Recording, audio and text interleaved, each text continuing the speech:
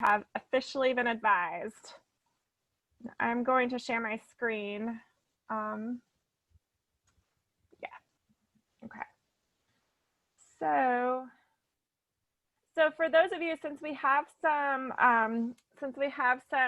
non-official committee members that are on the call today, first of all, I just want to thank you for joining us. This is the agenda that we're going to go over. So this is going to be a continuation of some additional conversations that we've had with this committee, and then we'll fill these out a little bit more and get impact. At the end of the meeting, we will do an update on public feedback we've received, and that's kind of the point where you all can, if there's anything that we haven't already discussed that you want to bring up, we can certainly include it there. But I would say, since it's still a relatively small group, we can try for those of you who are joining us that are not on the technical committee, if you have input that you want to provide, we'll try just letting everybody participate in the meeting as a whole, and if we need to, we can scale it back. But I want this to be as inclusive of a process as possible as we go through this. Do you guys, I guess since we do have some stakeholders here that might have some stronger involvement than just popping in here or there, do you guys want to do quick introductions? Will that be helpful? Yeah, let's do it real quick. Okay. Let me, Sharice, I've already shared my screen. Would you mind going through, like, based on the, just based on the order that is on your screen? Okay. To call in everyone? Not a problem at all. Yeah. Crystal Riverbolt. I'm the Environmental Sustainability and Facilities Development Manager for the City of Charlottesville. Andrea. Can you hear me? Yes. Oh, good. I'm Andrea, and I am the Water Resources Manager for Rivanna Water and Sewer, and just very interested in hearing about what's going on. Thank you. Nick.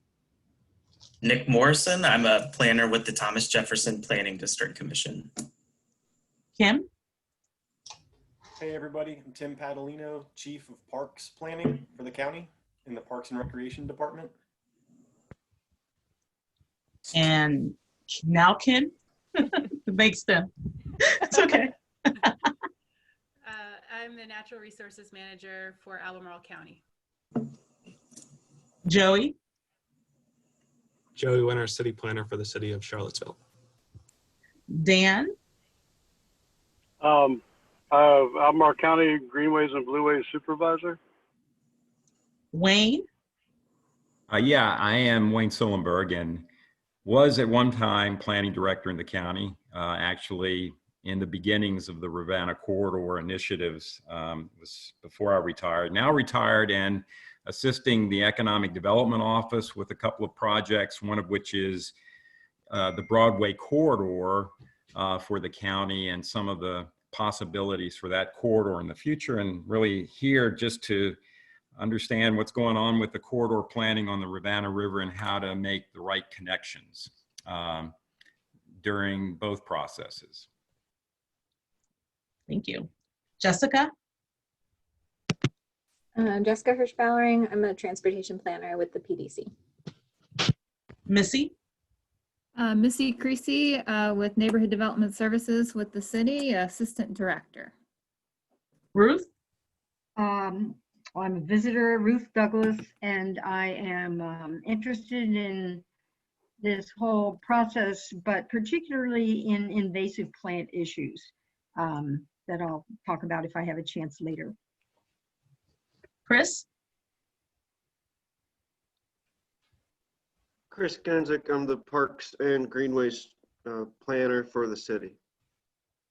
Joey. Yeah, round two, Joey Winter, City of Charlottesville. I'm sorry. You guys are jumping around, so I apologize. Rachel. Yes, I'm with the Rivanna Conservation Alliance. I manage our water quality monitoring programs. Anne Marie. Hi, I'm Anne Marie with Ecosystem Services. We recently partnered with the Rivanna Conservation Alliance to do a stream bank study on the main stem of the Rivanna to look at stream bank erosion. So we're interested to see how our study can fit into some of the work that you all are doing. Brenda? I'm Brenda Kelly. I'm the redevelopment manager for the city. Siri? Happy Wednesday. I'm Siri Russell. I'm the Director of Equity and Inclusion for Albemarle County. I am going to keep my camera off because I am trying to sneak in some lunch.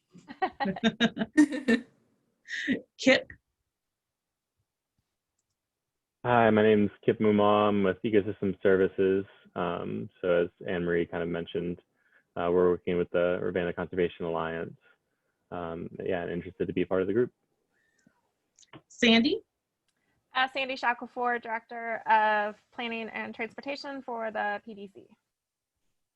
And I'm Charisse Franklin. I'm a planner at the PDC. And if I skip anyone, please introduce yourself. I'm sorry, David. I'm sorry. Oh, that's okay. I was gonna stay quiet, actually.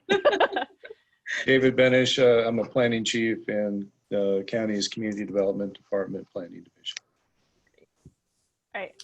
Anybody else? Any last takers? Cool. All right. So I pulled up the agenda. So a lot of these are just updates and to have some baseline conversations. Siri, I'm glad you joined us, so I don't have to.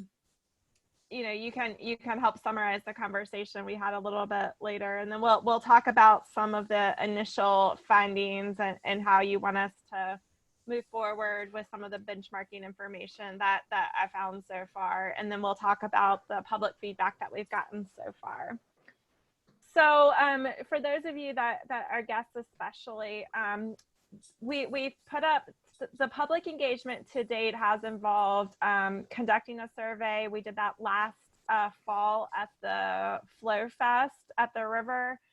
And so we have that survey is still open. But that was the initial round of public engagement where we got some initial information on what people liked about the river, how they used it, what they wanted to see there. We used that to develop a vision statement and some guiding principles and started drafting recommendations. So if you've been to our website, that's what you've seen.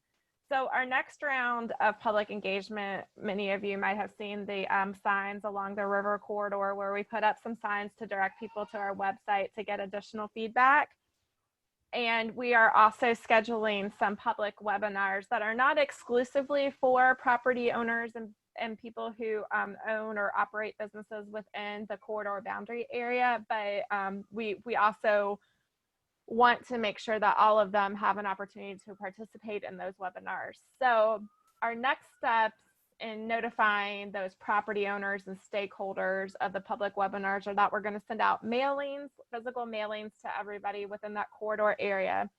So I believe, David, we have a we have a map that shows the project boundary. Joey, maybe you can tell us how the city put together its mailing list. Did you use the map or did you just do adjoining property owners? No, so we basically buffered. This is the only portion of the city that borders the river. So just took the river feature and then buffered it and then did any property within 500 feet. We figured it'd be better to probably overshoot than. Okay. You cut out a little bit. Did you hear that? So you used a 500-foot distance? Yeah, that's correct. Sorry, my internet connection in City Hall here is going in and out. But we basically took the river feature and then buffered it by 500 feet, thinking that that would over capture rather than under capture, which was our goal. Okay, we just want to be. I think we'd want to be consistent. I'm still frozen, so I hope. You're in and out a little bit, but I think Okay. if Albemarle wants to do the same thing and send us that list, then we'll go ahead and get those. Okay, well, I'd like to be consistent, so we'll go ahead and do that Okay, listing based on a 500-foot distance. yeah, that seems reasonable unless anybody has any comments otherwise. Is there any difference? I sent something to Sharice a second ago, and it's similar for the bridge crossing study coming up. We have a lot of residents just beyond that buffer on the river. We don't have a lot of people that live on the river, but I've got a few calls from people that live in that area that said, I've been seeing signs, but that's all I've seen. Did we want to do just a simple flyer to residences and stretch that out to 1/4 mile or something? You mean for the webinars, or just with like general information that there's a plan happening? The really general, there's a plan happening, simple flyer. I mean, But we're I'm happy to happy. do that if it makes sense. I don't know if the county has residences other than an apartment complex over off of by Darden. 500 feet's probably going to capture all the nearby apartments, overlook and such that are along some of the streets that we got. You know, there's Fontana and Cascadia that may be beyond. We might want to think about it, but it's going to capture most of the nearby residents. Otherwise, the center of Pantops is mostly commercial. Okay. I think I'd like to see what that boundary is, but yeah, there may be some strategic ones we want to just give some kind of notice to, general notice. Yeah, David, to that point, I think the 500-foot depth might make sense in most cases, but Riverside Village would be one community that might get cut in half if we just go with 500. Yeah, I would pick up anything. Once it hits the 500 feet, I'd pick up everything that's in it. I just use that as sort of the checkpoint. That's good. That's good. Yeah. Yeah, no, we wouldn't do a half. I don't think we do a half notification. Half a neighborhood. Well, I mean, I guess you could if the neighborhood was large enough, but I think in this case, we'll capture it. Once it hits that 500 feet, we'll do the whole thing. Sandy, it might be good for anything that we put together and send out to just have that on the project website as well. That's a good point. And Sandy, real quick, I don't know if you can hear me, but we did property owners only. So if we didn't do like to each resident, so if there's renters there, they're not getting a letter. We just took the property owner's address. Okay, gotcha. Yeah, okay. Yeah, that's something we need to, I think I was assuming we could do too. We've got the apartments right on the peninsula behind the Roses. And I was assuming we contact the managers as opposed to the 50 people, but maybe that's what you do a flyer for, is post something in the entrance of the building or something like that. Okay. We've got a meeting scheduled tomorrow to talk about our enhanced contacts. Maybe we can talk through that a little bit more too. Okay. If you guys can get us, do you think it would be feasible to get us that list? Let's see. When Sharice, Nick, remind me of the dates again. The first one is the 24th and the second one is the 29th. Is that right? Yes. Okay. So yeah, I'm gonna try to get this to you by Monday. Okay. Yeah, I think we want to make sure we have like at least a week's notice before the first one. So that would probably, if we could plan, if you can get it to us on Monday, we can go ahead and coordinate to have the mailings go out by Tuesday of next week, which would be, what's the date for that? 19th, I think. Okay. The 19th? Wait. 13th. 13th? Okay. Yeah, so I mean, that should be fine. So we'll plan for that if the Albemarle folks are good with that. And then I had the stakeholder group that includes many of the folks that are on the call today as well, but I'll also send out that same information via email to the stakeholder group. And then as we discussed before, we do either of those things or at the same time, we'll also let the steering committee members know that we are sending that information out. And I have a note to put information on the website that is sent out to the public. Is there anything else we need to cover related to that? And David, to answer your question, I don't remember if I responded to your email or not. We are happy to be involved or not involved with the enhanced public engagement for those property owners. So it's just a matter of if we can add anything to the conversation, we're happy to. Yeah, we're gonna talk through it tomorrow. I think I was assuming we'd mostly do it ourselves. And then we'll report back to you as necessary, but I didn't want to leave you out either. So Gotcha. Cool. Sharice, can you? Okay, gotcha. Just checking the chats. Can you just keep an eye on the chats in case those come in? Mm-hmm. That it's something I need to, or we need to go No back problem. to mid-conversation. Okay. So the next thing we wanted to talk about was equity. We talked about that at our last meeting, and then we had a follow-up. I saw Siri said that she had to step away. I don't know if she's back yet. We had a follow-up with some discussions with Siri about how to incorporate equity considerations into this plan development. And so if she's able to jump in, we will let her discuss, add to this, but otherwise, Sharice and Nick and I will do our best to cover it. But one of the suggestions is that we don't necessarily need to have an equity section in the plan, but to look for opportunities to be inclusive in the language that we use and the recommendations that we develop. So there are some things that might need to be a little bit more straightforward, maybe related to access or accessibility or something like that.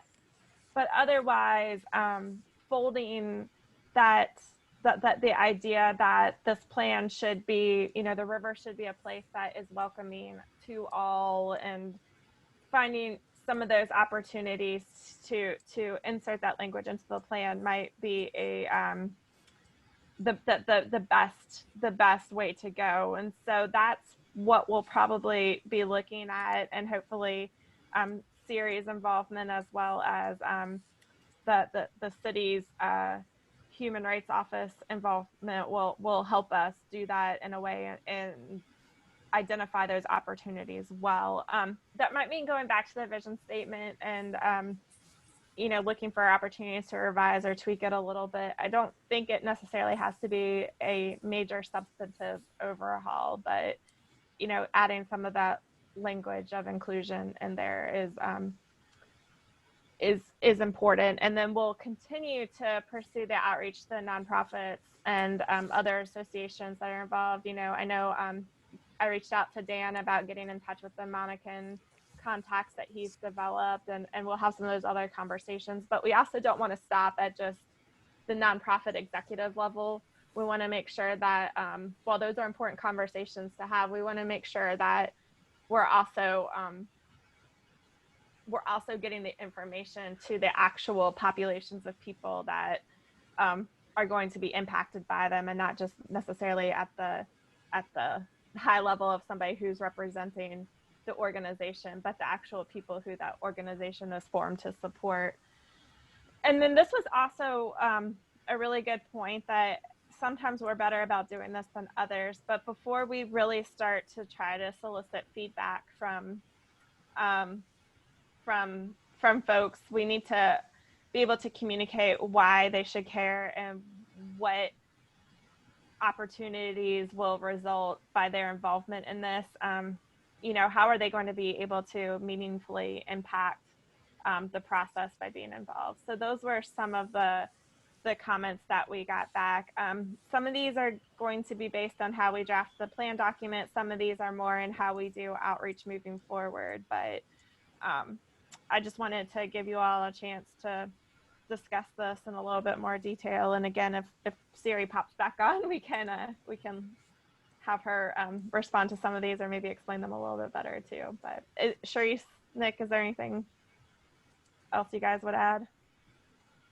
No, I mean, I don't want to speak for Siri and her team, but yeah, I mean, that's kind of my takeaway from that conversation about just being really thoughtful about how we kind of approach equity in terms of how the plan is developed, and then specific outreach strategies. Sure. Any immediate comments, thoughts, suggestions?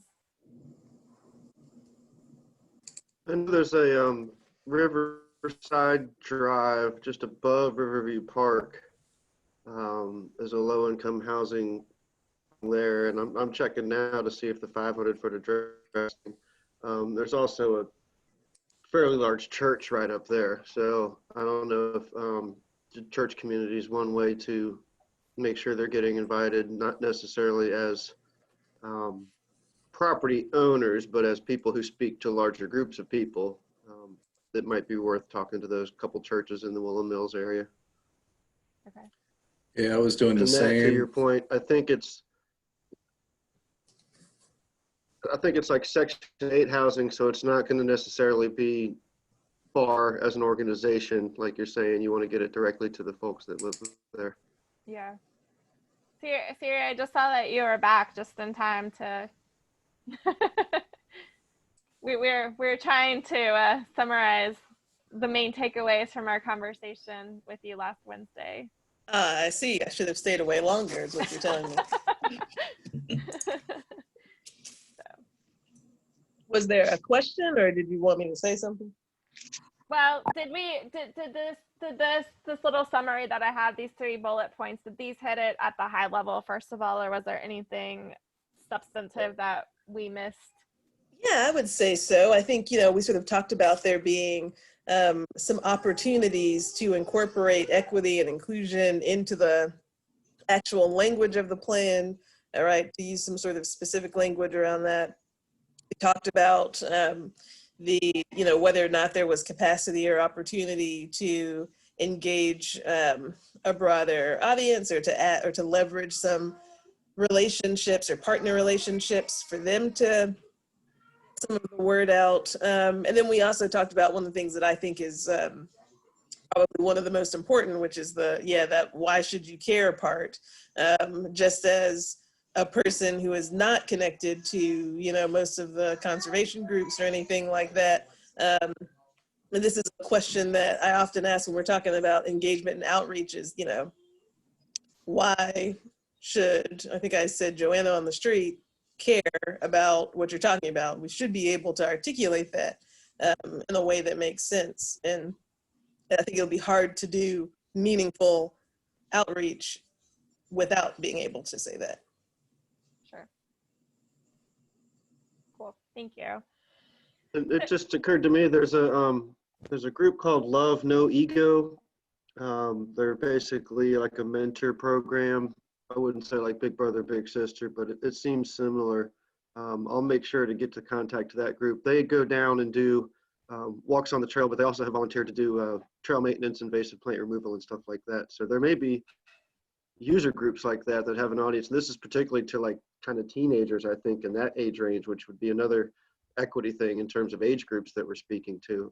Maybe that person that runs Love No Ego could give us some ideas about how to get the word out to why the younger generation would care. And, they're the ones that probably should care in a sense the most. But how do we engage them? Yeah, that's a really great suggestion. And again, some of these are just things that you all know about that Nick and Therese and I, they're not on our radar because we're not, working with these groups directly. So that's really helpful. I'll say, I think after this meeting, Therese, Nick, and I are going to talk a little bit about how to make some of these initial contacts to do more like in-depth and have more focused conversations with some of these organizations. So I think we'll take the lead from you all who you think needs an email versus who it would be beneficial to reach out to for a more personal conversation, that kind of thing. But we'll do the best that we can to make sure that there are as many perspectives and needs and interests represented as possible to get this feedback. Any other? Go ahead. I just have another quick thought. You could almost do the invert. What if there was no river? And I've seen that a day without water campaign, where they particularly, I think, students say what would happen if you didn't have drinking water. In this case, you could almost say, what would happen if there was no river here? Yeah. Some people might say there's a river here, but it might be one way to get them to think about it. Well, what would you lose if it went away? Sure. Kind of challenge them to think that way. And that day without water campaign seems to be structured in a way that works well. Yeah. Yeah, I was just checking the 500-foot boundaries too while we were talking to see if there were anybody that was left out that we wanted to make sure that we contacted from a equity perspective. So that's what I've been kind of looking at it. I think probably down in the Woodland Mills area is our biggest area to focus in on. Okay, great. David, is Carriage Hill included in that 500 area? Yeah, area? Carriage Hill, let me scroll back up. We just barely touch it. So yes, Okay. it falls in. That represents a large population of current users. Yeah. A lot of the folks that I meet down there. They'll have a future access pretty close by too. So yeah, I think we want to include them. So yeah, I think the 500 feet, we touch almost everything other than Fontana and Cascadia. We can decide whether we want to do something there. Yeah. Crystal had a question about us listing the meeting dates on the project webpage, and that is something we are going to put up. I think we just wanted to make sure in the mailer that those days were correct. So as we were sending out the mailer for updates, we just wanted to confirm. So it seems like no one on the tech committee had a problem with those dates. So yeah, we will put those up on the website. Cool. Can you remind me what the dates are?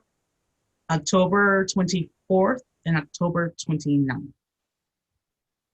So and are they evening? Yep, October 20. Let me look at my calendar before I lie about which one's the evening.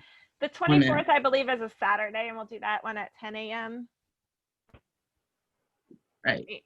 And the 29th is an evening. We'll do it at 6 p.m. Mm-hmm. Thank you.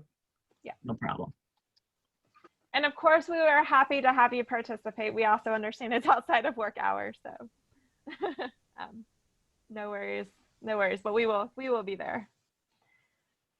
Okay, anything else before we move on to the talking about the trail system network a little bit more in depth? Okay. When we had originally scoped this, we had talked about maybe to a greater level of detail than it's probably realistic at this point to talk about filling in some of these trail system gaps and looking at specific property acquisition and that kind of thing. I think we need to talk a little bit more in detail about what's going to make sense in terms of this plan. And part of what I need from you all is to know if there are specific projects that you are already working on regarding access to the trail and, bike path and pedestrian path network connections and that kind of thing, to know what we should include from that perspective, but also just a greater sense of what needs to be in the plan. As far as identifying the gaps that are providing access either to the corridor or throughout the corridor related to bike and ped access, Jessica has been working with the city and the county and UVA to develop a one map, which will help give us that information to better identify gaps that aren't already maybe known or documented elsewhere. And so at that point, what we need to know is if there are plans to build specific connections. If you want us to get to a point where we are talking about identifying needed easements and acquisitions for access, I think what makes the most sense is if there are things that are already in process, if those discussions are already in process, we could put those specific recommendations in the plan. Otherwise, I think what makes sense is to keep it a little bit higher level to identify network gaps that we would recommend are being filled, but not necessarily go to the point where we recommend how they are filled that would impact specific property owners. That's what makes sense to me, but I just wanted to go ahead and have that conversation so we're all on the same page as far as that part of the reports. Yeah, I would say for this plan, keep it high level. There are already adopted the comp plans and things. I know there's 6 property owners upstream of the existing paved trail that we've already had some talks with, and some of them are still like not interested. Okay. And there's a few right by the Woodland Mills where they actually have, their backyards go to the river. So we've only got a little bit left in the gap. So I would say, yes, keep it generic, keep it where property owners are willing to expand the system. And then probably the bigger piece is access to. Right. So like what we did at the VFW recently, we basically created a northern trailhead, which is really helpful as Riverview Park is overblown and overparked, and it's the only place to really get in other than Freebridge. But probably, and I know we talked to Mr. Wood directly, and there's a lot more to Mr. Wood's property than trails, but that one middle, getting a break in the middle coming down from Mead Park, it's almost exclusively going to be Mr. Wood's property. So I know that's a delicate property to discuss. So I'd say for this plan, high level, then leave it to the localities to continue as they have with the individual owners so that we don't risk cheesing them off and having them yell at you for putting your property on a map and saying, what do you mean you're putting a trail here? I told them, leave me alone. So that sounds like a good tactic on my end. Okay. From the county's perspective, I think the Pantops master plan is pretty accurate, pretty right on with where we need access. It's already been put on there. Okay. It's in the plan. Okay. Well, I So, think- so if it's on the plan, it's safe to put in this document, but is Yeah. that what I'm hearing, Dan? Yeah, I think so. I think Dan's right. The other, I think this phase 2 is supposed to be more conceptual anyway, to set the groundworks for what might be more detailed analysis in phase 3, when and if we get to phase 3. Sure. So Yeah. probably documenting what we've already agreed to within the comp plans is pretty safe, but I'm not sure how much other specificity. I think maybe, and Ken can jump in, I think we were just a little bit more concerned about people understanding the maps for phase 2 and what they mean. So there, I think we did ask for a little bit of boundaries and general, a little more precise description of what we're talking about, but only at a certain conceptual level. Okay. Yeah, Nick is working on those. Yeah, and just to punctuate that a little bit, I think the Pantops master plan does a great job identifying opportunities to get bicycles and pedestrians down from Pantops down to the river bottom. I think this corridor plan might be an opportunity to better emphasize, even if it's a long range opportunity, the need to have like vehicular access and like formal trailhead type amenities Okay. on the southern end of this urban portion of the river corridor. Okay. Like you've got Darden Tow on the northern end, lots of parking, lots of access to the river and trails. And then Riverview Park about halfway down, of course, on the city side. I think we're missing that southern anchor to get access, like, at a higher volume or a higher scale to that river corridor. So Okay. that might be longer range, but I think it's still high enough level that maybe it's an annotation on the map or some, text in the body or something like that. I agree. I think that's what this plan should be doing, is identifying those areas that we generally want that. Now, the next step is to figure out the specifics of what it is and what it looks like. Yeah. And then the one thing specifically at a detailed level that has happened recently is that dedication of land, or it's really a reservation for future dedication at Presidio, at the apartment complex behind the hospital. But that we tried really hard to make that a vehicular access point, and it's not going to be. The topography and other factors just don't really work out well in that regard. But and then I don't know if the river corridor plan already highlights this, but just extending the Old Mills Trail is a big plan that the county has, both upstream and downstream. Okay. So if it's not already highlighted, that would be another like high level conceptual thing to make sure we include and highlight as a, Okay. a relevant project.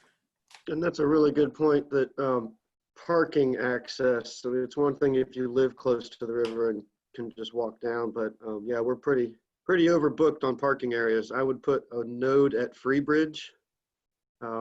We've got 4 private properties on each corners, but I would say that at the concept level, if at some point a parking and walk down access at Freebridge, and any of these, I would also include a boat where possible. Get boat access, even if it's just kayak, canoe kind of access that not always possible with the banks and stuff like that. You may only get access to the trail, but if you're gonna have a parking lot, If it's at all possible to also have a boat loading spot, that would be fantastic. I can't say off the top of my head where a great place would be. Freebridge would be nice, but obviously those properties are what they are. They may not change for a long time. Sure. Okay. I made some notes, so I think maybe these will be on a different map than the opportunities map. Maybe the opportunities map becomes a high level and then a more detailed map or something like that. But we'll kind of play around with that and see what works as far as being able to communicate and understand the information that's sharing and not get overly cluttered on one place. But we'll see what we can do to put that information together. So it sounds like we were on the right page there. Is there any other information you all want to share regarding kind of some of those more specific considerations? Okay. So I've done a little bit work with the benchmarking. I've looked at 4 other plans, Fredericksburg and Lynchburg, and then of course everybody was what was the common ones that everybody was talking about was Richmond and Greenville.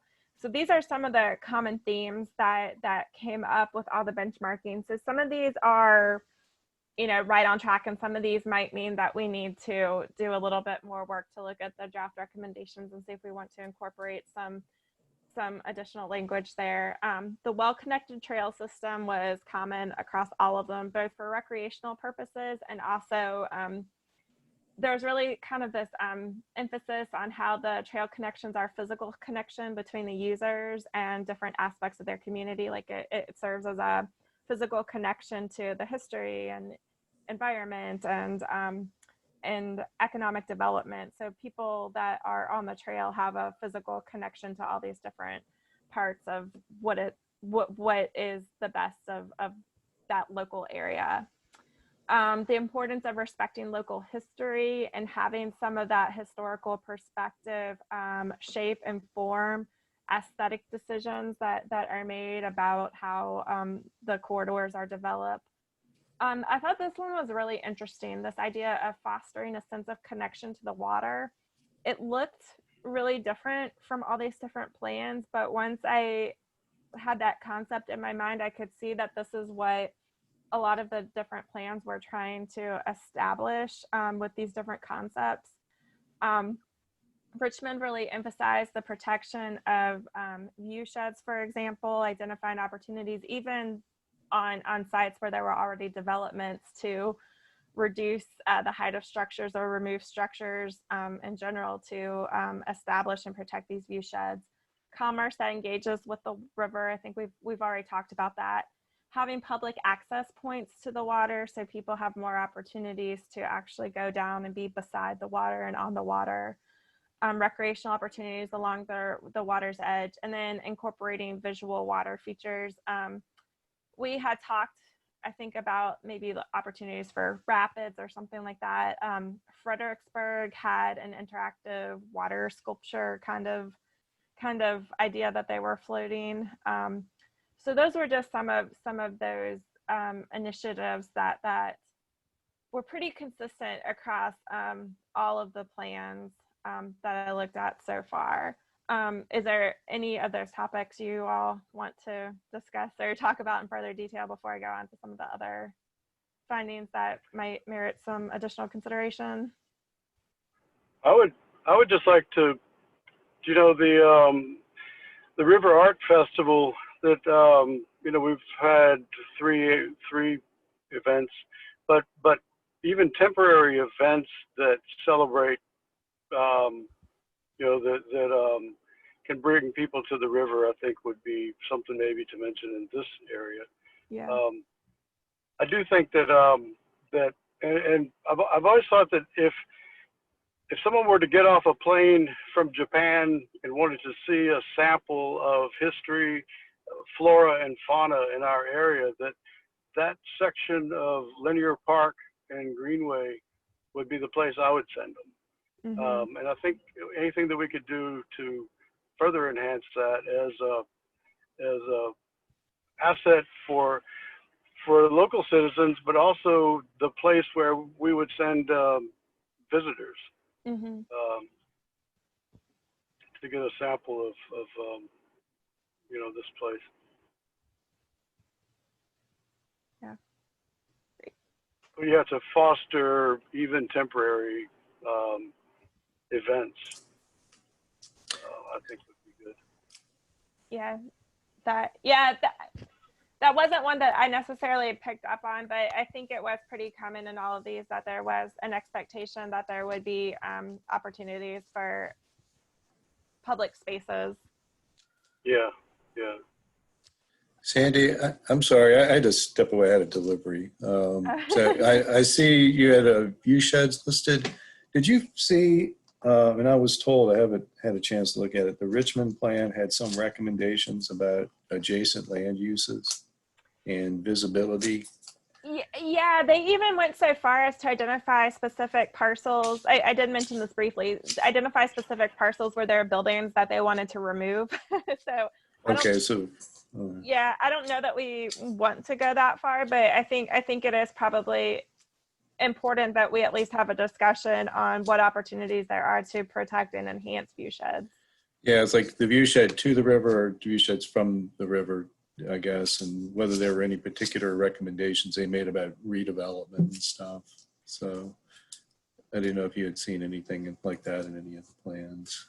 Yeah, I think this was a view shed to not from the river, but to the river. So, but the other thing, one of the other things that I noticed that Richmond did, and I need to read through this in more detail. It's been a little while since I looked at some of this information. But if you look at pictures of the river corridor, like the aerial photos, one of the things that I noticed is that even when they have open spaces along that river, there's a pretty solid buffer of vegetation along the edge of the river itself. So that also protects the view for people that are actually on the river looking out to maintain some of that, some of that environmental, I don't know the word, aesthetic or experience. Okay, well, I wanted to get what you saw in the view sheds, number one, so thanks for that. I'll try to take a look at that Richmond plan too. Yeah, Go ahead. I'm sorry, I should have raised my hand, but being a scenic river, designated scenic river, when we did that study, and part of what we were looking at were near distance, mid distance, and remote distance impacts. It's really kind of hard to manage that in an urban area, but for rural sections of a scenic river, that actually really comes into play with a river corridor plan, where you might actually be working with something that's 5 miles away, just because of its visual impact. But recognize that this is a scenic river, and it was actually probably the first scenic river in Virginia. That view, the view sheds from the river are really important, I think. Well, and to maintain that designation too. Exactly. I'm not sure we would get it now. We just barely got under the wire last time. But. Yeah, that probably needs to go in the recommendation, right? That we need to make sure that whatever we do maintains the scenic river. Right. Actually, go ahead. No, you go ahead, Crystal. I was going to introduce another question, so I'll wait till you're done. Sorry. No, I'm just wasting time. Go ahead. Restate. So go ahead. I was wondering if any of the plans you looked at, or if any of the members of this group have thought about the concept of biophilia.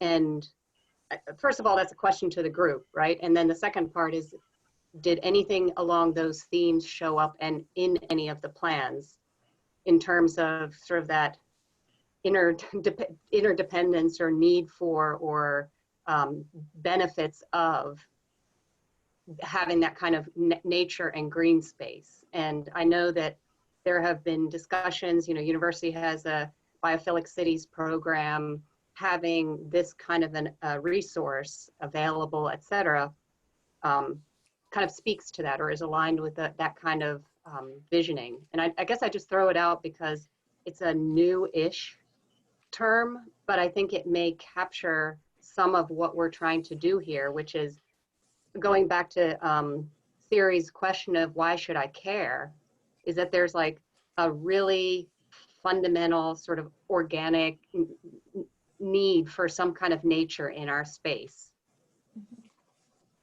Mm-hmm. I mean, that language definitely wasn't used, but I guess I need to go back and look at the plan sort of with that idea in mind to see if that's what they're trying to capture it. But it's been a little while since I've looked at them, so I don't want to say off the top of my head. But I'll go back and look through my notes with sort of keeping that concept in mind. I also would add to that you know, to have this evolve as a unique destination, again, for visitors and for local folks to recognize. I mean, you can go anywhere and see knotweed along a river, just about. It chokes rivers everywhere, but to be able to go and see the unique flora and fauna, you know, to this area just really adds enhances the value in my thinking.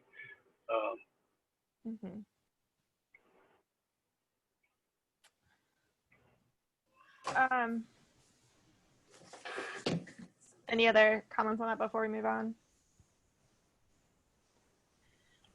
Some of the other considerations that weren't necessarily in all the plans, but I still thought were good things to consider is, you know, we're talking about equity, but one of the main forms of this might show up as an accessibility consideration. So there's ADA requirements, but even if a facility can't meet ADA requirements, there are ways to ensure that you are making it as accessible for people of all different levels of mobility as possible. So some of the things are already in place, things like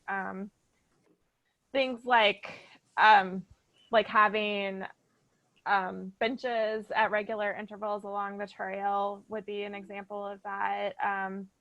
Paving the trail is interesting. I'll share with you all in a minute, but we got an email from somebody that responded online that actually they did not like that the trail had been paved. They liked the soft dust, gravelly surface better because it was easier on their joints, that kind of thing. So considering some of the needs of different users and being able to provide as many different ways of access as possible is an important consideration. Wayfinding and navigation, there were a couple different ways that this played out. And I don't remember the name of the group. You all probably know this. I know there's already sort of a nonprofit hiking group that has an online map series of the trails that could be built on.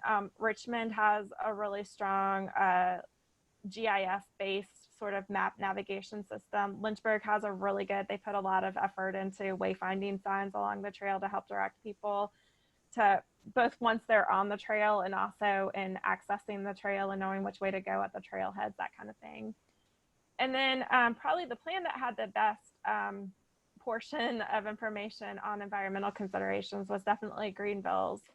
But they were mostly focusing on water quality, both by managing how they controlled for runoff when there was development on properties along the river, and also through direct interventions through, you know, buffers and things like that along the river's edge. So I think, you know, I know we have some people on the call that care very much about invasive species. I didn't see where that was addressed as much in any of these plans, but those were sort of the high level ideas that came out of reading through some of these other planning efforts along the rivers. But any additional comments? Yeah, I think, you know, wayfinding and navigation, you know, the largest percentage of the disabilities community are cognitive, folks with cognitive impairments. And just paying attention to the clarity of your information and your directions. And also, I mean, benches are important, but also clearly defined routes of egress. If you have to leave to get off the trail, and right now we're actually collecting information for emergency services on the best access points that they can use to get down to the river corridor. But the wayfinding and navigation is a really important component of ADA concerns. That's a really good point, Dan. I'm glad you mentioned that. And maybe also, I don't want to call anybody out on this call, but I was having a conversation with someone who did have sort of a minor health situation on the trail, and just knowing, you know, if I need to call for an emergency, where do I need to tell them to come get me, or you know, how do I even communicate where I am to the trail to them? It's really challenging. Cool. Any other comments before we get to the public feedback? All right. So before we get to just real quickly, Nick and Sharice, do you guys want to give a update on where we are with surveys and responses online? So there are 2 surveys that we have online. One is the Rivanna River Vision Statement, Guiding Principles and Recommendations, and thus far there have been 11 responses.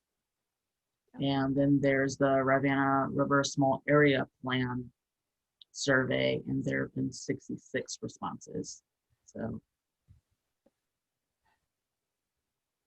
we're continuing to get that information back. I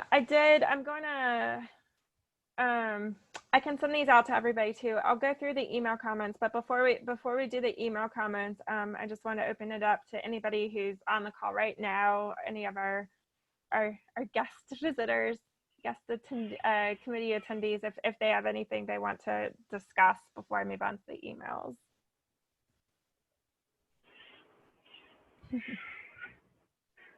You can unmute yourselves and just start, or if you want to raise your hand, you can do that too.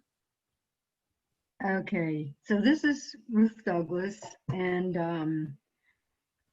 a lot of this is very interesting, but my big focus is invasive plants. And I did prepare kind of a quick and dirty report on invasive plants in this area. And Nick, I think I sent it to you, but if anybody's interested in seeing it, I could maybe send it to Sandy and she can distribute it. As it's nothing profound. It's a list of invasives with a couple of comments.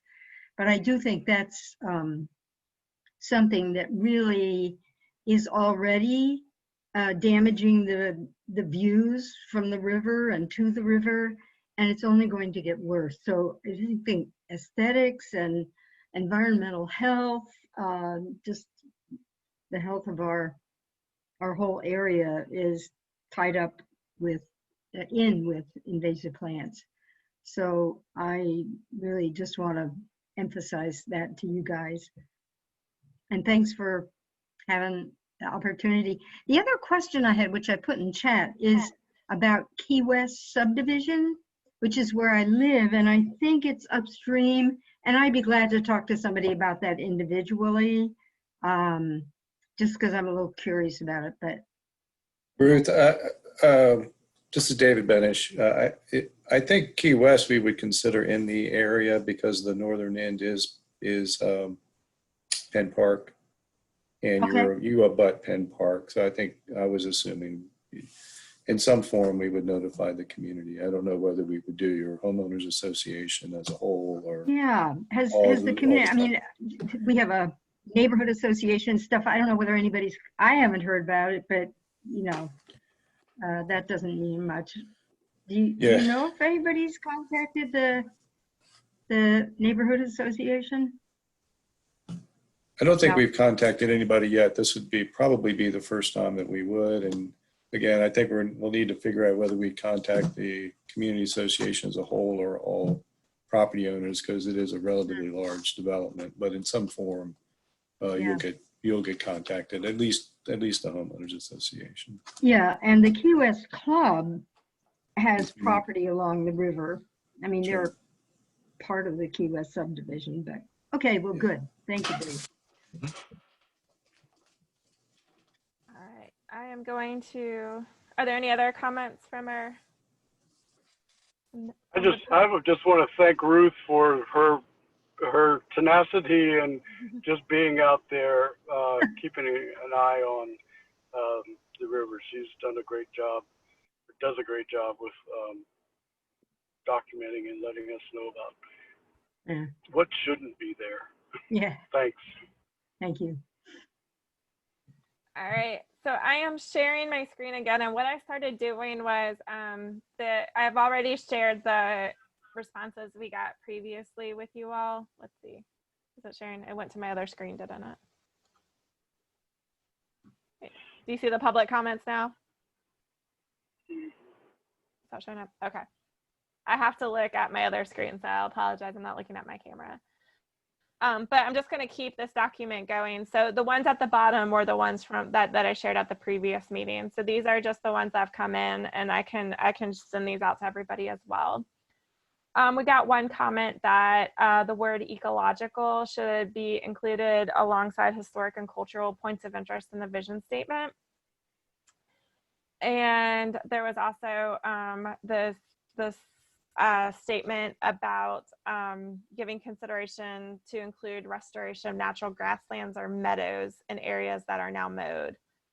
So that should be part of our considerations when talking about developing the aesthetics and the environmental aspects of the corridor, and that there needs to be consideration of light pollution.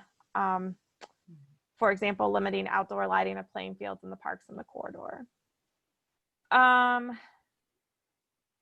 See, the second one was from Mr. Ruffin. He says that a bridge to enable access to Penn Park at the south end to near where the new bridge will cross would be a significant enhancement. He would prioritize 2 or 3 paths between the river trail and access points along South Pantops, and that he uses a rough trail up to State Farm and another utility track from Boyd's Crossing near the hospital. So more formalization of those and making sure that we're prioritizing getting those connections in.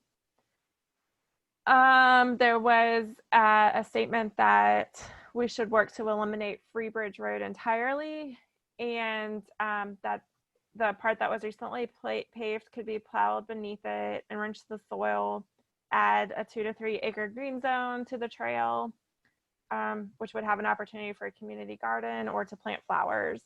But that they do appreciate the benches along the river. There was a statement about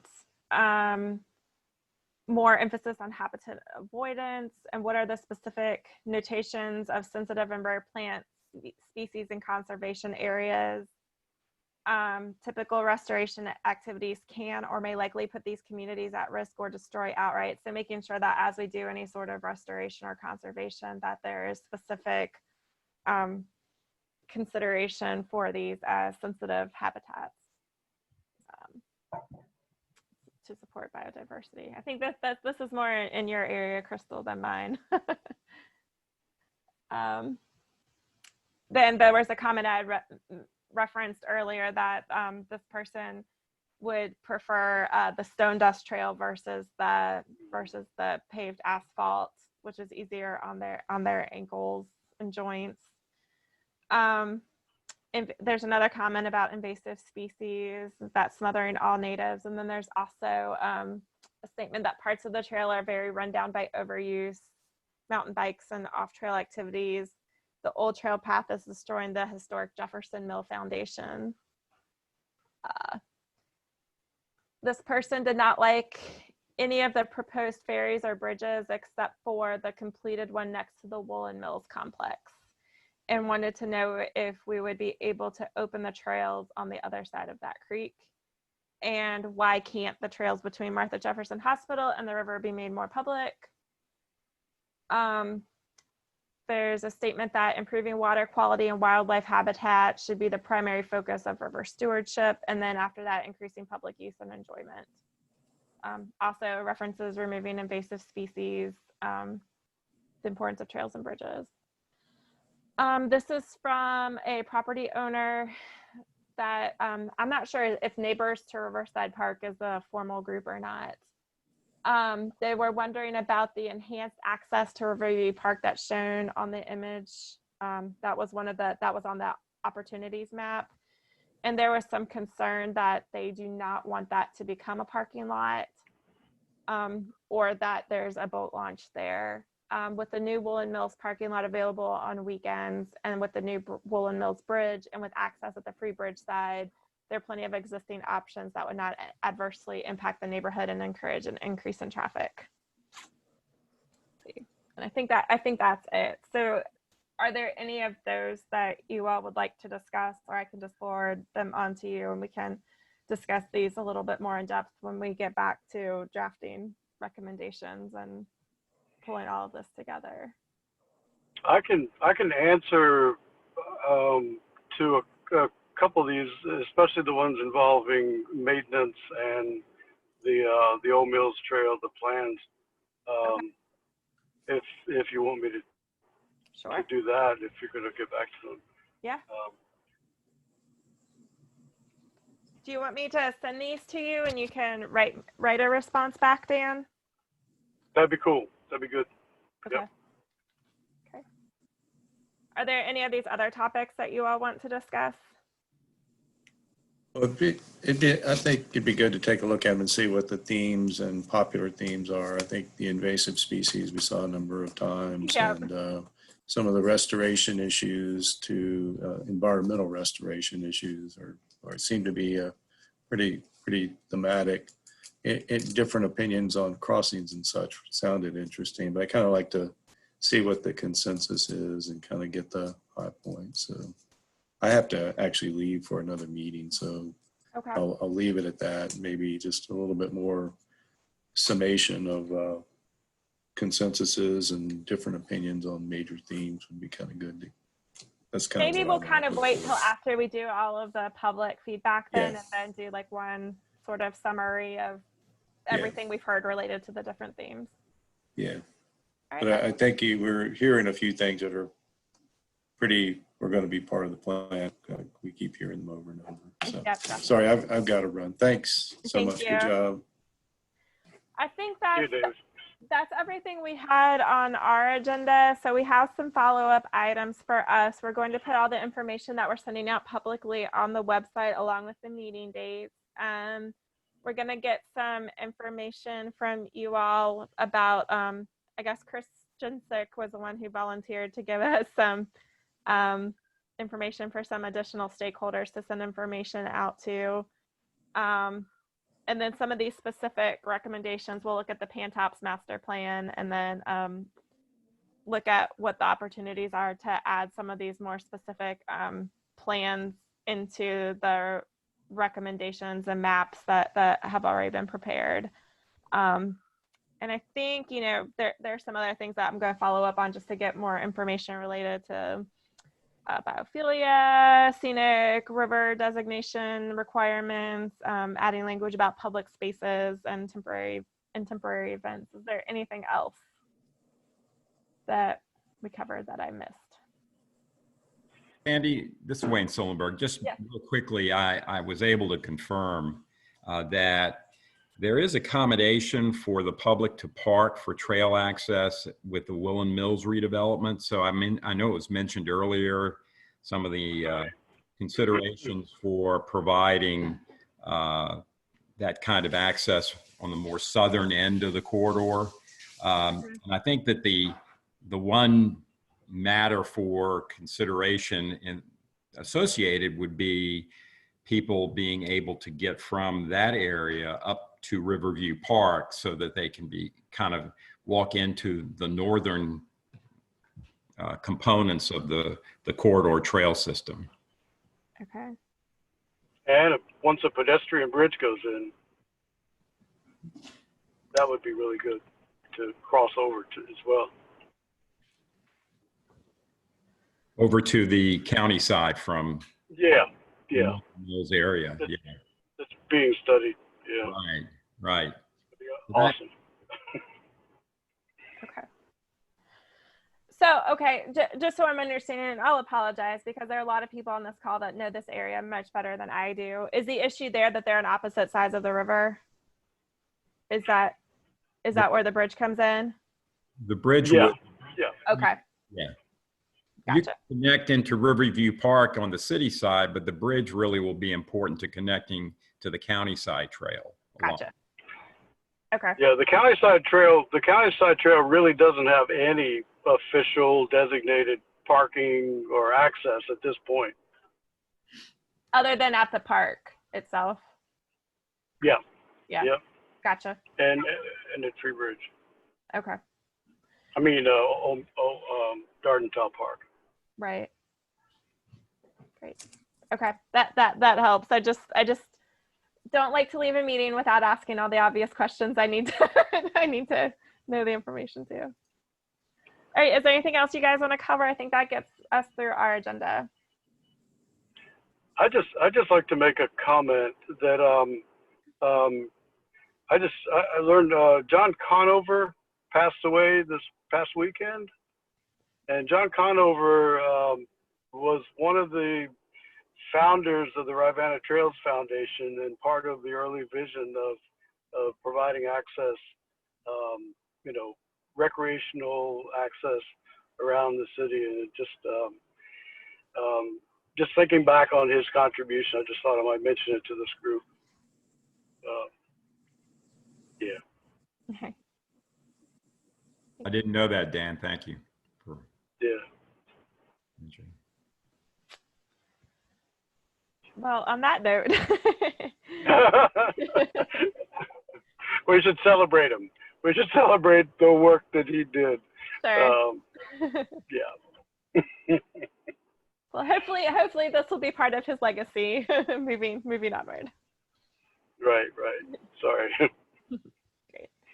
All right. Well, I think that does it for us. So we will get back together in 2 weeks, and let's see, that will be on the 21st.